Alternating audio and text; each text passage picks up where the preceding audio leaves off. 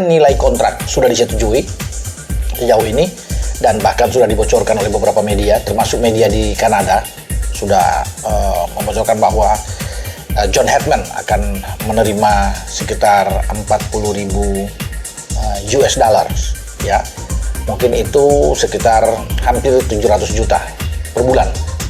Assalamualaikum warahmatullahi wabarakatuh. Salam olahraga. Jadi PSSI akan segera mengumumkan pelatih timnas Indonesia di bulan Januari, mungkin tepatnya di pertengahan bulan Januari tahun 2026, yang kabarnya gajinya John Headman itu lebih rendah dari Sintayong dan Patrick Kluivert. Jadi kembali lagi saya merasi channel YouTube Bung Ropan.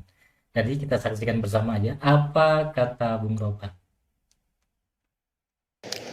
Assalamualaikum warahmatullahi wabarakatuh. Salam sejahtera, salam sehat untuk kita semua. Semoga juga teman-teman dalam keadaan baik-baik saja, tetap semangat.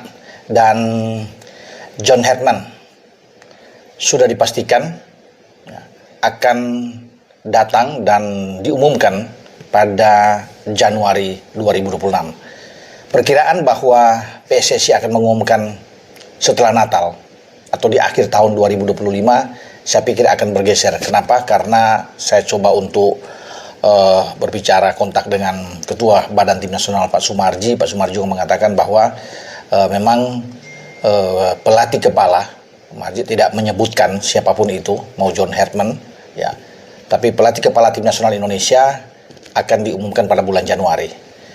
Bulan Januari di mana? Di awal, pertengahan atau akhir? Kan itu yang menjadi banyak pertanyaan dari para netizen penggemar sepak bola timnas kita.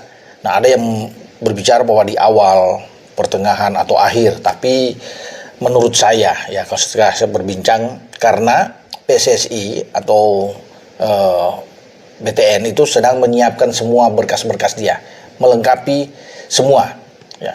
Setelah semua sudah beres, ya, baru diumumkan. Jadi akan bergeser, ya.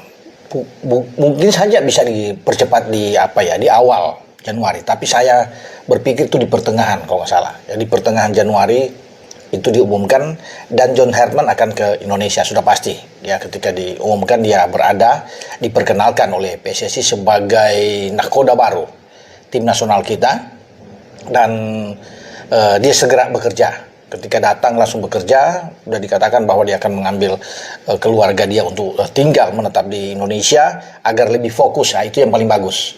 Dan ketika ada interview dengan dia dan John Headman mengatakan bahwa dia menyanggupi itu, termasuk dengan asisten pelatih, ya, dari Indonesia satu orang seperti STY yang mengambil Nova Arianto, atau Luis Mia dengan Bima Sakti, atau Alfred Riedel sebelumnya dengan Widodo Ceputro.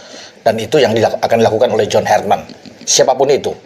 Karena saya sudah pernah bilang, ya, mungkin saja itu Kurniawan Diwi Yulianto, Eko Purjianto, banyaklah yang bisa menjadi asisten dia. Mungkin Aji Santoso juga masih bisa, ya, masih ada Zulkifli Syukri juga, Syukur, ya, bisa, ya, untuk bisa diambil banyak. Ya, saya pikir tergantung dari John Headman tentunya akan melihat siapa CV yang cocok untuk asisten pelatih dia. Nah, kemudian nilai kontrak sudah disetujui sejauh ini dan bahkan sudah dibocorkan oleh beberapa media, termasuk media di Kanada sudah membocorkan bahwa John Headman akan menerima sekitar 40.000 US dollars, ya. Mungkin itu sekitar hampir 700 juta per bulan, atau tepatnya 670 juta.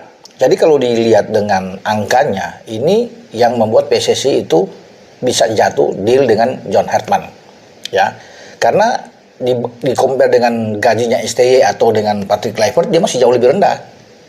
STY itu di atas 1 M, ya, mungkin 1,3 gitu dan lebih, mungkin di atas, sama juga dengan Patrick Kluivert. Ya, tapi dengan dia di bawah angka 700, ya, ini bagus tentunya. Disesuaikan dengan keuangan yang ada di PSSI, dan John Headman itu memilih Indonesia karena kan banyak juga yang saya sudah bicarakan sebelumnya bahwa Honduras ingin mendapatkan jasa dari John Headman, juga dengan Jamaika. Bahkan dua tim ini sudah pernah lolos Piala Dunia dan berpotensi untuk lolos Piala Dunia lagi, ya.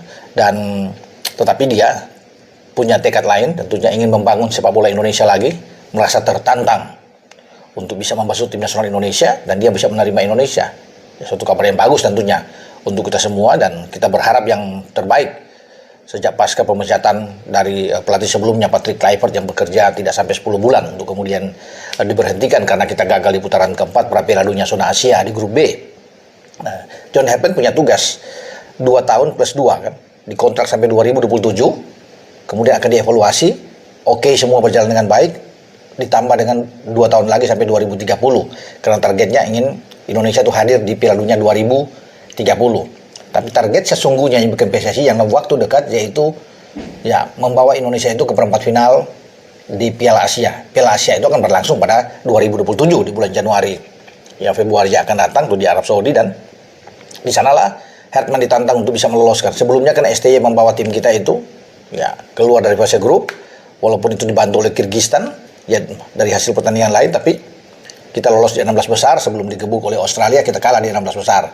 Ya paling tidak kalau dia bisa membawa tim Indonesia ke 16 besar sudah menyamai apa yang dibuat oleh STY. Makanya tantangan dia, target yang diberikan harus ke melebihi dari itu. Ya, ke babak perempat final 8 besar. Ya, dan dia akan coba ya, semuanya itu target yang diberikan untuk seorang John Herdman. Dalam waktu dekat di 2026 kita sudah tahu bersama juga semua ada FIFA Series di bulan Maret ya, kemudian ada Asian Cup atau dengan Piala AFF ya, ini yang menjadi tantangan juga bagi dia untuk bisa membawa timnas kita juara karena 6 kali sebagai runner up ya, kita 40 tahun terakhir di Piala AFF nggak pernah juara dengan berbagai macam pelatih yang sudah menangani itu ya, termasuk dengan STY yang gagal membawa tim kita juara dalam 2 atau 3 kali perhelatan di bawah STY tidak ada gelar juara. Makanya John Herdman kalau dia bisa membawa tim nasional kita menjadi juara di Piala AFF ini pelatih pertama dalam sejarah membawa tim nasional Indonesia juara. Oke, berangkat lagi keluar dari situ nanti di bulan September dan Oktober itu ada lagi AFC ya, Nations League yang akan digulirkan oleh FIFA. Itu melibatkan semua tim Asia, tim terbaik Asia, dan nantinya akan dibagi berdasarkan format yang ada ya, di 4 kategori sama seperti di Eropa kan. Dan itu formasinya akan formatnya seperti apa FIFA akan mengumumkan di bulan Januari 2026. Nah, itulah rentetan agenda bagi pelatih baru John Herdman ya, karena John Herdman itu namanya sudah kemana-mana, semua juga sudah tahu, bukan rahasia lagi, tinggal diumumkan saja. Ya, semua media juga di luar negeri sudah mengatakan bahwa Indonesia akhirnya memilih John Herdman. Ya, tinggal tentunya ini secara resmi saja. Ya, ini ketua umum yang akan mengumumkan kepastiannya John Herdman, ya teman-teman. Dan dia secara total kalau kita kembali ke nilai kontrak dia berarti dalam satu musim kompetisi kalau dengan gaji seperti yang saya bilang tadi 670 juta per bulan, ya atau 40.000 US dollars itu sekitar 18 miliar per tahun. Oke lah. Jadi kalau 2 tahun sampai 2027 berarti ada 32. Bisa 32 sekian atau 3 ya lebih lah dari situ ya, kalau bisa dikatakan ya 8 miliar ya, bukan 18, 8 miliar ya dia musim setahun, kemudian 16 M ya dalam 2 musim sampai 2027. Jadi bukan 18 M, 16 miliar dalam kontrak 2 tahun. Kalau plus 2 ditambah 2 ya baru dari 32 itu. Ya 32 miliar ya secara total dia akan dapatkan sampai di 2030. Nah, itu harga yang didapat oleh John Herdman dan sudah disetujui, tinggal dia bekerja buat timnas kita dan semua menantikan itu. Terutama di bulan Maret ya, 3 bulan ke depan. Karena kita sebagai tuan rumah di FIFA Series yang ditunjuk oleh FIFA, nah kita akan berhadapan dengan wakil-wakil dari konfederasi yang lain yang sudah bocor ya, rumors yang ada itu Finlandia wakil dari Eropa, kemudian Saint Kitts and Nevis dari Karibia sana di CONCACAF itu sudah ada, dan satu dari wakil Oceania ya, siapapun itu ya. Mudah-mudahan yang saya suka adalah Selandia Baru, tim yang bagus yang secara peringkat ada di atas kita. Dan itu menjadi tantangan bagi John Herdman karena dia pernah di Selandia Baru ya, menangani tim putri Selandia Baru sebelum dia ke Kanada, membawa tim putri Kanada 2 kali back to back di Olimpiade dengan medali perunggu kan, 2012 2016, membawa juga tim putri Kanada itu ke perempat final di kejuaraan dunia. Jadi enak kalau kita ketemu dengan Kanada untuk prianya. Semoga itu bisa terjadi. Tapi kan kalau bicara Oceania banyak, ada Samoa, ada Fiji juga yang bisa menjadi lawan kita nantinya di FIFA Series. Oke, dengan saya Bung Ropan bicara. Ciao. Oke, itu saja untuk video saya saat ini. Nantikan video saya selanjutnya. Sampai jumpa.